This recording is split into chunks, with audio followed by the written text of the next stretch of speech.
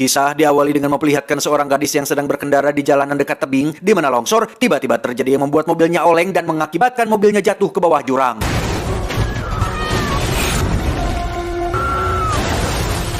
Beruntung si gadis masih selamat setelah mobilnya nyangkut di bebatuan, sehingga ia pun dengan cepat menghubungi 911 untuk meminta bantuan agar segera datang menolongnya. Dan inilah jagoan kita semua, seorang anggota tim rescue bernama Ray yang datang menggunakan helikopter, di mana ia dan tim langsung melakukan penyelamatan setelah melihat posisi mobil si gadis tersebut.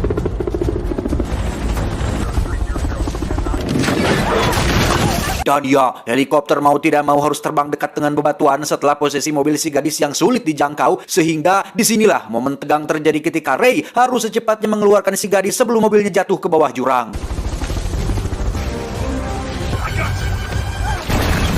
Setelah Ray dan tim berhasil dengan misinya, kita akan beralih ke salah satu kota yang ada di California bernama San Andreas. Lebih tepatnya, diperkenalkan pada seorang pakar seismologi atau orang yang mempelajari tentang gempa bumi bernama Dr. Lawrence, yang sedang menjelaskan tentang gempa bumi hebat yang pernah terjadi di seluruh belahan dunia, termasuk dampak yang ditimbulkan seperti tsunami besar. Ia memiliki sebuah teori bahwa kota San Andreas punya potensi yang besar untuk terjadinya gempa bumi dahsyat akibat lempengan tektonik yang sangat rawan bergeser. Masalahnya bukan seberapa besar dampak yang ditimbulkan, tetapi kapan hal itu akan terjadi.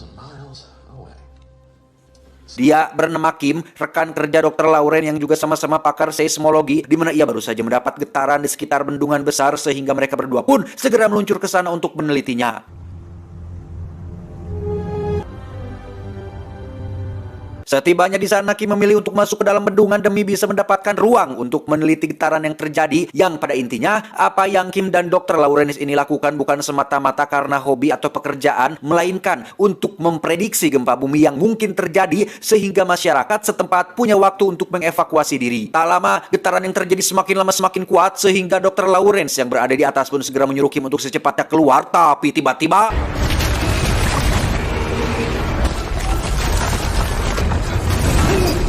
ya, terjadilah gempa hebat yang menimbulkan retakan pada bendungan, di mana saat semua orang berhamburan pergi meninggalkan bendungan, Kim pun menjadi orang terakhir yang masih ada di tengah-tengah, yang tepat saat ia hampir sampai di pinggir bendungan, ada seonggok gadis kecil beban yang malah ngajedok ketakutan, sehingga Kim pun mau tidak mau harus menyelamatkannya terlebih dahulu, dan inilah yang terjadi.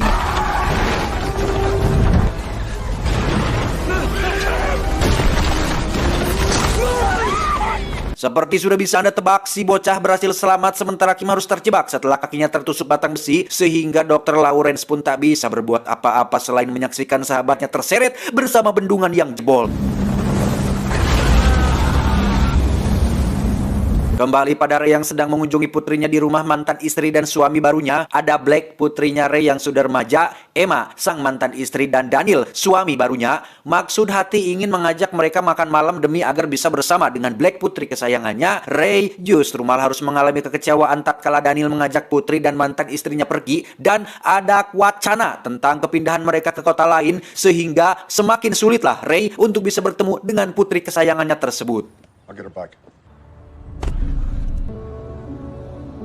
Sementara Emma sedang menemui sahabatnya di sebuah restoran di salah satu gedung, Black sendiri diajak Daniel, ayah tirinya, mengunjungi gedung baru miliknya yang masih dalam tahap pembangunan, di mana di situ Black tak sengaja berkenalan dengan seorang pemuda bernama Ben yang sedang melamar kerja di perusahaan ayah tirinya. Juga ada Oli, adik kandungnya Ben, yang diajak ikut menemaninya melamar pekerjaan. Tepat di saat bersamaan Dr. Lawrence sedang akan melakukan wawancara untuk sebuah stasiun televisi perihal gempa bumi yang menewaskan Kim sahabatnya, di mana salah satu karyawannya tiba-tiba datang memberikan informasi terbaru tentang kondisi lempengan tektonik yang ada di kota San Andreas, yang setelah ditelah lebih lanjut muncul sebuah fakta mengejutkan bahwa seluruh dataran kota San Andreas yang dekat dengan lautan akan mengalami gempa bumi dahsyat yang berpotensi menimbulkan tsunami besar yang pernah terjadi di abad ini. Kembali pada Black yang diajak pulang oleh Daniel, ayah tirinya, di mana saat mereka sudah berada di mobil dan akan keluar dari parkiran, tiba-tiba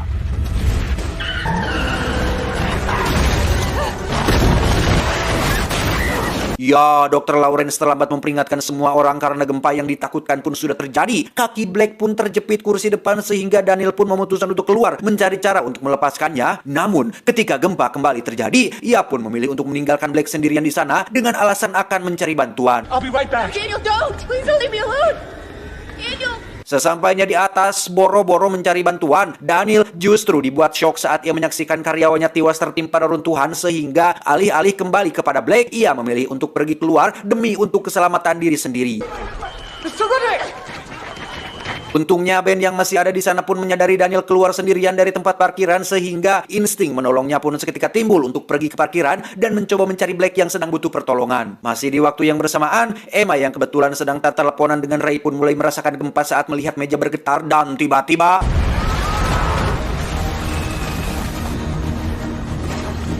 celakalah Emma yang berada di lantai paling atas ketika ia tak bisa pergi kemana-mana. Bahkan saat menyusul sahabatnya, Emma justru mendapati ruangan yang ia buka sudah kosong melompong runtuh ke permukaan, sehingga ia pun memutuskan naik ke atas gedung berharap kondisinya lebih baik, tapi justru inilah yang ia saksikan.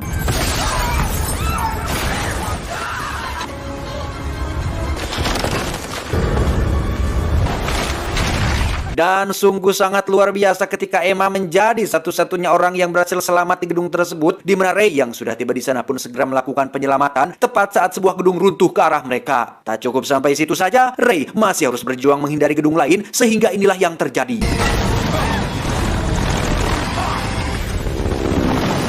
Setelah berhasil selamat, mereka berdua pun mendapat telepon dari Blake yang meminta bantuan, sehingga mereka pun segera meluncur ke sana untuk menolongnya. Beralih ke tempat Blake, tak lama setelah ia menghubungi kedua orang tuanya, muncullah Ben dan Ollie yang datang membantu. Pengorbanan yang Ben lakukan ini bukanlah semata-mata karena jiwa kemanusiaan, tapi karena memang naksir kepada Blake sejak pandangan pertama, sekaligus untuk mendapatkan peluang agar bisa diterima kerja di perusahaan Daniel ayah tirinya.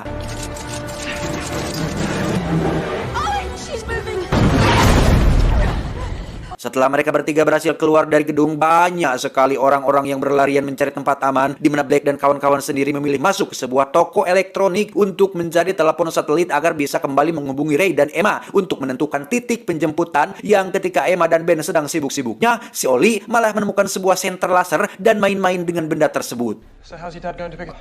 He's on his way in a helicopter.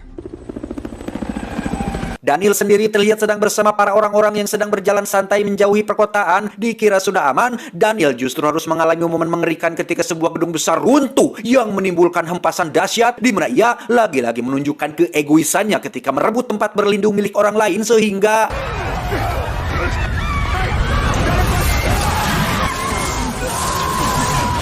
beralih ke Ray dan Emma yang sudah hampir sampai di lokasi putri mereka. Namun, masalah timbul saat mesin helikopter mengalami kerusakan yang membuat Ray terpaksa harus melakukan pendaratan darurat. Selamat mendarat di permukaan, Ray pun mencari kendaraan untuk ia dan Emma bisa tetap melanjutkan perjalanan, di mana seorang pria tiba-tiba saja datang dengan maksud untuk merebut mobil tersebut. Tapi, suatu kesalahan besar karena sudah macam-macam dengan seseorang seperti si Ray ini karena 15 menit berlalu setelah mereka melakukan perjalanan darat, Ray dan Emma terpaksa harus kembali menghentikan perjalanan mereka setelah menemukan sesuatu yang mengejutkan bahwa akses darat menuju lokasi Blake ini harus terputus oleh terbelahnya permukaan tanah yang diakibatkan oleh pergeseran lempengan tektonik. Tak jauh dari sana, Ray dan Emma pun bertemu dengan pasangan kakek dan nenek yang punya sebuah pesawat kecil. Mereka dengan baik hati meminjamkan pesawatnya untuk Ray dan Emma agar bisa menyelamatkan putri mereka.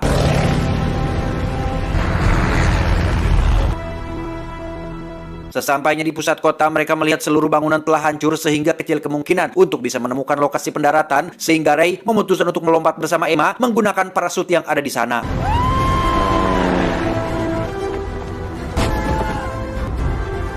Tepat saat Ray dan Emma berhasil mendarat di tengah stadion, Blake dan kawan-kawan sendiri sudah hampir sampai di tempat evakuasi yang lokasinya berada di dataran rendah, sementara Ray menyuruh Blake untuk pergi ke dataran tinggi agar lebih mudah terlihat dan aman dari ancaman tsunami. Dengan kata lain, mereka harus balik arah kembali ke perkotaan dengan segala jenis ancaman yang bisa saja terjadi. Tak lama setelah Blake sampai di kota, muncullah gempa susulan yang mengakibatkan gedung kembali reruntuhan, di mana hal itu juga dirasakan oleh Ray dan Emma yang berada di tempat lain. Namun dengan bekal ilmu pengetahuan sebagai seorang anggota tim rescue, Ray pun dengan cepat menyuruh Emma dan beberapa orang untuk berlindung di pinggir stadion demi menghindari benda-benda yang berjatuhan.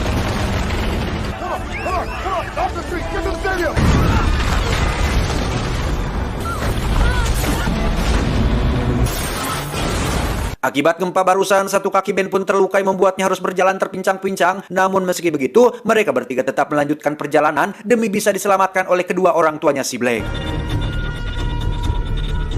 Sadar bahwa daratan tidak cukup aman untuk melakukan perjalanan, Ray dan Emma pun memilih jalur air untuk menggunakan kapal boot yang tepat di saat bersamaan. Hal yang ditakutkan pun terjadi ketika terjadi tsunami dahsyat setinggi 82 meter nyaris mendekati tinggi Monas di Jakarta. Yang alih-alih putar arah untuk menghindarinya, Ray justru semakin mempercepat laju kapalnya supaya bisa melewati ombaknya sebelum pecah oleh jembatan Golden Gate.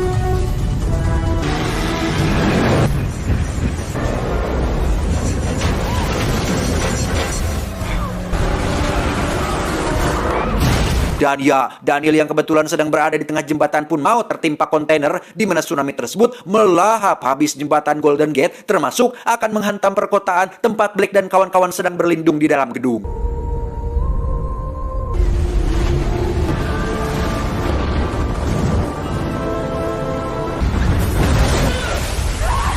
Blake dan kawan-kawan pun berhasil selamat, sementara Ray dan Emma bisa lebih leluasa mencari keberadaan Blake dengan air laut yang kini memenuhi daratan perkotaan. Yang tepat saat mereka sudah berada dekat sekali dengan lokasi Blake berada, mereka tidak menyadari keberadaannya akibat teriakan yang terhalang oleh kaca yang tebal. Disinilah Oli menunjukkan peran pentingnya dengan menggunakan senter laser yang diambilnya dari toko elektronik, sehingga ia berhasil mendapatkan perhatian Ray dan Emma yang memutar badan ke arah mereka. Bukannya langsung sigap putar balik untuk menjemput Blake, Emma justru malah teriak-teriak kegirangan dan malah rariweuh tetangkepan dengan mantan suaminya, yang alhasil waktu sedikit yang harusnya bisa dipergunakan untuk menjemput Blake malah terbuang sia-sia ketika gedung tersebut mulai ambruk tenggelam ke dalam lautan.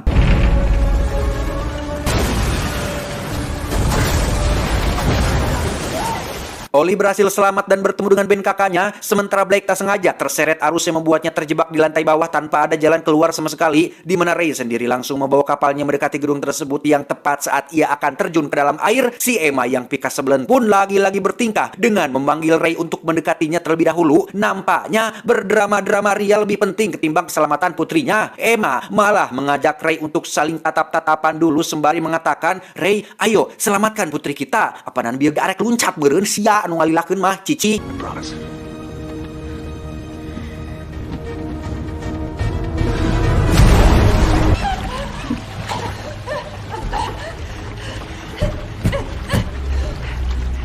Setibanya di dalam air, Ray pun berhasil menemukan Blake yang terjebak di balik kaca tebal dengan jalan keluar satu-satunya yang terhalang oleh reruntuhan, dan betapapun mereka menyingkirkan barang-barang tersebut, keduanya tak cukup kuat untuk menyingkirkannya. Ben sendiri bukannya tidak mau menolong, ia sempat akan pergi ke bawah untuk menyelamatkan Blake, tapi jalannya keburu tertutup oleh gedung yang mulai tenggelam, sehingga hanya Ray lah satu-satunya harapan yang bisa diandalkan.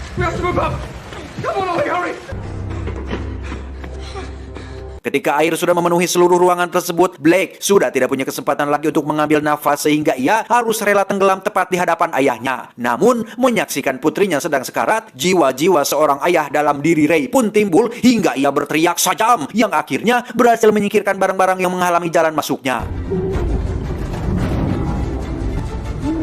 Ray pun berhasil membawa putrinya ke lantai tempat Ben dan Oli berada, di mana Emma yang melihat hal itu pun segera mengambil ancang-ancang untuk menabrak kaca jendelanya. Selamat dari gedung yang tenggelam, kini Ray dan yang lain harus menghadapi masalah baru ketika mendapati Blake sudah tidak bernapas. Namun dengan kekuatan cinta orang tua dan angsuran KPR bersubsidi, Emma akhirnya bernapas kembali dan bisa berkumpul dengan keluarganya.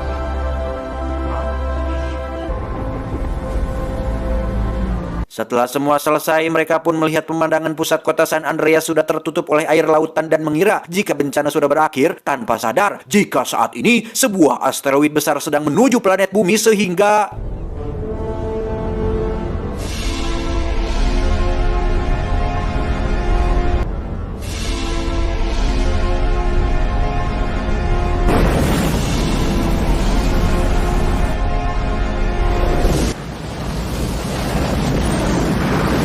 yang terakhir hanya karangan saya saja ya teman-teman, jangan dianggap serius. Tamat, ending yang cukup membagongkan. Ketika alam semesta berbisik, manusia selalu mengabaikannya. Bahkan ketika alam berteriak marah pun, manusia masih mengabaikannya dan lebih suka playing victim, korban bencana alam. Begitulah sebutannya. Padahal alam dan bumi adalah korban manusia. Harus dengan cara seperti apa alam menyampaikan pesannya supaya manusia bisa paham? Ingat, bencana alam terjadi di luar kendali kita. Yang ada dalam kendali kita adalah sikap kita dalam menghadapi musibah tersebut. Saya John, mewakili jajaran direksi yang bertugas, mengucapkan terima kasih dan sampai jumpa di video selanjutnya.